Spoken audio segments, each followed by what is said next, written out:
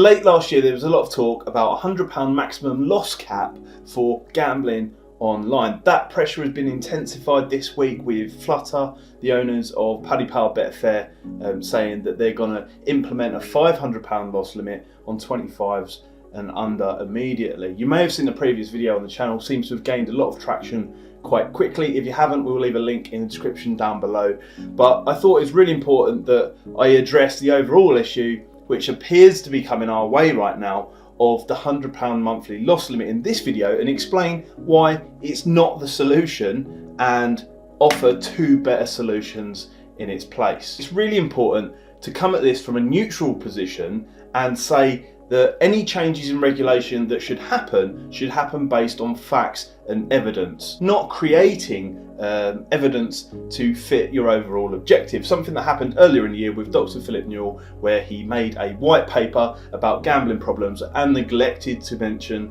or even factor in winning or withdrawals to the overall research. One really important point here, which has been breezed over a little bit too, is it shouldn't be able to assist betting companies to further exploit people, even if it's a case of they are wealthier, because that's still exploitation, it's still problem gambling. It doesn't resolve the issue, it just means that you target the wealthy people instead. What is the problem with the £100 affordability limit? Well, I think it's fair to say, and people will acknowledge this on both sides of the argument, that a one-size-fits-all approach doesn't work, okay? That broad brush of tarring everybody the same simply doesn't work, which is what happens with affordability, and will certainly happen with a £100 affordability limit if it should be implemented. Now, when it comes to gambling, there are lots of people who are gambling campaigners. They come from people that are, they've had gambling problems, and I do have sympathy for those people, but they still don't understand gambling. So they may understand gambling harm and they may understand how it hurts people, but they don't actually understand gambling, which is a large part of the problem in my opinion. So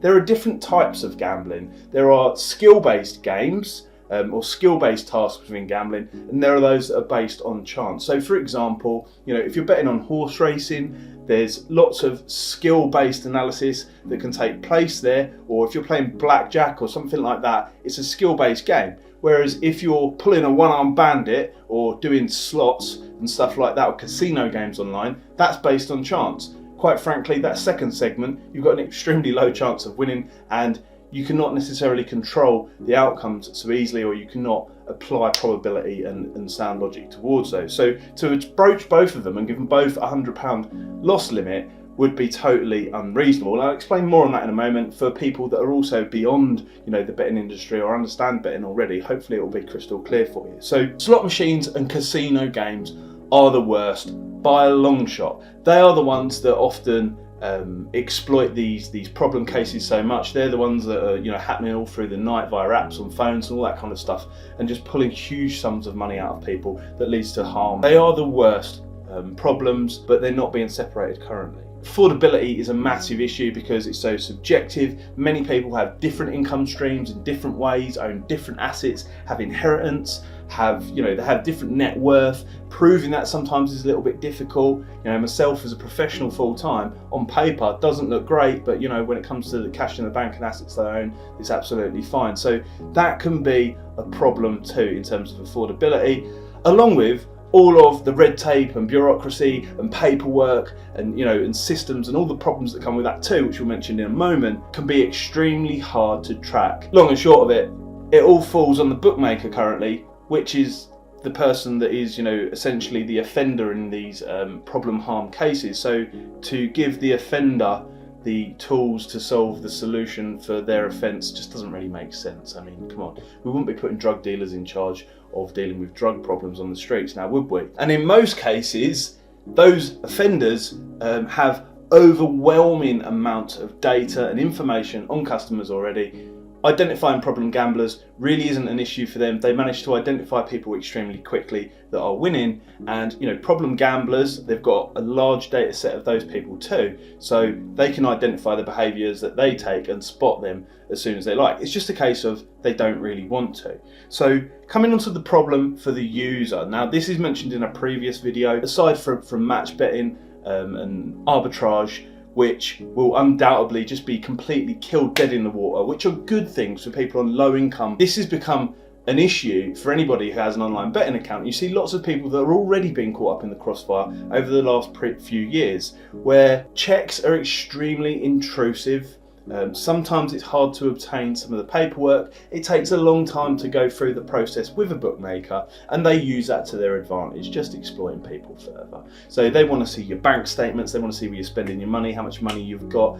They can actually profile people based on their bank statements that they're being sent under the guise of affordability, which is totally wrong. There's a conflict of interest with the bookmakers and the betting firms that actually take them, using them against people that are successful, and worst case, offering free bets and exploiting people who are not, which is totally wrong. On top of this, there is a separate issue of betting exchanges, a large segment of betting online regarding sports, where people bet against each other. So somebody outside the betting world, it's literally this simple: I log in, you log in, we place bets against each other. They take a tiny commission from that, and so it's actually better for the end user. But it's like the eBay of betting, if you like. Now imagine what would happen if everybody who used eBay they had to prove their source of wealth or affordability for £100, or limited to £100 to use eBay. No one would end up using eBay because it would be such a nose, so much paperwork, and at the end of the day you could only flog some cheap stuff on there, or do it once a month for a low level, which completely kills that, makes that worse for the marketplace, for the end consumer. Now the next point is the collateral damage that is caused to many people who are not directly involved in this problem, that affordability checks of £100 a month or so would cause. Now, for example, let's take the horse racing industry. It's already struggling in recent years. It's a skill-based sports betting industry, which is heavily reliant on betting revenues from betting companies and the fact that people can go and place bets. Some people do it professionally, like myself. Other people have got businesses around the sports industry that aren't necessarily in the bracket of the betting industry directly. There's 100,000 jobs that potentially are going to be under threat if these £100 affordability checks come in, that raise 3.2 billion for the Treasury each and every single year. On top of that, there's surrounding businesses, as I already said, which are not direct betting businesses, that are going to suffer and cease to be. For example, software businesses, statistical businesses, education, authors, race courses are going to feel the pinch, catering at the race courses. Now they've got absolutely nothing to do with betting, but them and their dependents and families are going to be affected too. So we need to be very careful about restrictions that are put in place, because it could have catastrophic impact on the horse racing industry, essentially just ending it. I mean, I've seen in the Racing Post that the sport would suffer up to 100 million a year in lost media rights and levy income. I mean, I believe that horse racing will die if £100 affordability checks come in, but horse racing is certainly not a slots game online via an app. So moving swiftly on, why is £100 affordability an ill thought out solution from somebody who has been in the betting industry for over 10 years now? Well, first of all, it doesn't protect the problem cases that it seeks to do, and I'll tell you why.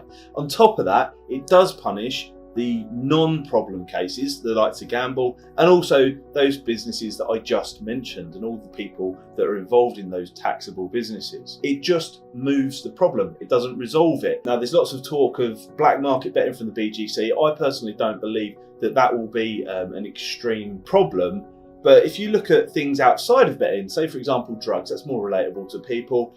It won't disappear if you make it illegal, it just changes the way in which things are executed. It's less controllable, there's not the tax revenues, and you can't protect people as easily. Thinking towards the modern world right now, it's going to push more people to crypto, Bitcoin, other forms of gambling, unregulated gambling that's available via blockchain services, which is not a good thing for problem gambling. On top of that, it's just going to move people to shop gambling. If somebody's actually genuinely got a gambling problem, restricting them to £100 per month with each and individual provider is not going to make a lot of difference. Now, there's a separate video uploaded on the channel, short and sweet, 4 different ways to get around affordability checks legally. It's really quite simple. So, you can go from one shop to another. You can register many different betting accounts online and lose way more than that £100 per month. You could go to race courses, people can register accounts in multiple names. I'm not saying that you should do that or it's right and all that kind of stuff, but it will happen. It's just going to move the issue elsewhere, make it harder to control, and not actually help the people that really need the help. From a gambling perspective, people outside of gambling need to understand that, successful gambling, or people that are even trying to do that, are going to experience variance in their results. It's a bit like, businesses, for example. When somebody runs a business, they might put a lot of capital down. They may lose some expenses beforehand before they expect to make some money, and it's part and parcel of the game. Now, I'm not saying that you want massive ups and downs at all, but the point I'm saying here is if you would restrict them from doing business for a month every time that they had some expenses, you'd just have no businesses and you would destroy the game entirely. And that is the same for betting. It doesn't help that some of the bodies that are already out there that have been put there to help and stop problem gambling in recent years have completely failed. The Gambling Commission being one of them. Previous long-term viewers of this channel will know all about Football Index and what I said about Football Index way before it happened, and even the fact that I sent an email to the Gambling Commission warning them that it would happen, and they done nothing about it. And on top of that, somebody else had submitted, an in-depth document to them about the same problem nearly a year before I even contacted them. So there's been distinct failures, but I don't think that everybody else should be punished because of someone else's previous failures. We need to seek out an active problem which is going to actually work. I'll come on to it in just a second. It looks like the Gambling Commission have been reaching out for submissions on affordability over the last 12 months. And looking at YouGov surveys that are available online, 51% of people actually don't want affordability checks. And there's been 13,000 pieces of public submissions regarding affordability. So if this £100 affordability comes in, I think it just shows how it's not even really a democratic way of dealing with things, because it's not something that people want, and it's certainly not going to protect those customers that do need protecting. So that's been quite long-winded, but what are the real solutions that can solve this problem? I think really people look too hard for solutions sometimes, because it's really quite simple. There are only two solutions that are actually going to fix this problem and help prevent problem gamblers, and then help them get the assistance and support that they need, because that's what you have to do with addiction. You have to help people rather than persecute them. Now, first of all, there needs to be an independent body to do pretty much any solution you come across, because as soon as you put a bookmaker in charge of the solution, you're not going to get what you need. It's a conflict of interest. We know that's the case already. That's what the Gambling Commission have been doing. That's what the BGC have been pushing for. And currently, there has not been anywhere near enough done. On top of that, we know that there's plenty of evidence out there already to show that bookmakers are going to use such affordability checks under the guise of affordability and problem gambling in order to enhance their bottom line, make more profit, stop people from winning, and allow the problem cases to continue. And the reason I say allow the problem cases to continue is because it's really quite clear, which is part of the second solution that I propose, using artificial intelligence, and penalise the companies extremely heavily if they don't fulfil a strict criteria that is laid out in advance. Now, that may sound unclear and a little bit like the existing solutions, which I don't propose. What I'm saying here is companies like Bet365, if you read their company statement several years ago, they said that they were going to plough millions of pounds into enhancing artificial intelligence for the purpose of problem gambling. But what actually happened, as shown as another video on this channel, they used that artificial intelligence to highlight people like myself so that they could restrict and stop them from betting. Now, they've got huge data sets, they've got huge information available, they've had lots of problem cases in the past.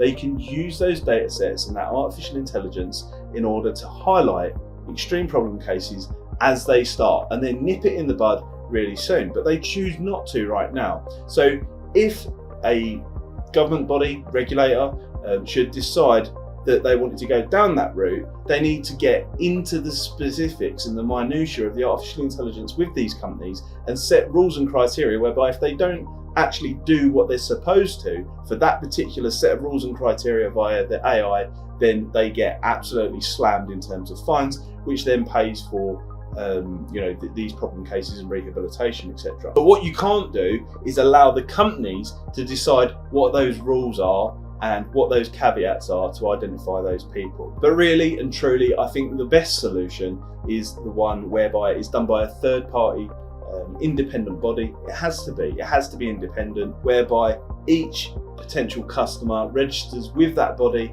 has a unique identifier, and all the bookmakers have to plug into that regulated independent body, so that not only if they should lose X amount with one company, that you don't need to give the data to another company, but the independent body knows that you've lost this amount of money, and therefore you are protected still across multiple platforms. Also, that would stop the problem of bookmakers using these affordability checks and such forth to highlight winners that are actually arbitrage betting between the two, because if you're on one universal system, the system already knows. I lost 50 quid with Betfair, but I made 50 quid with Bet365. My net position is 0, and therefore it's not an issue yet. It absolutely has to be a third party independent body.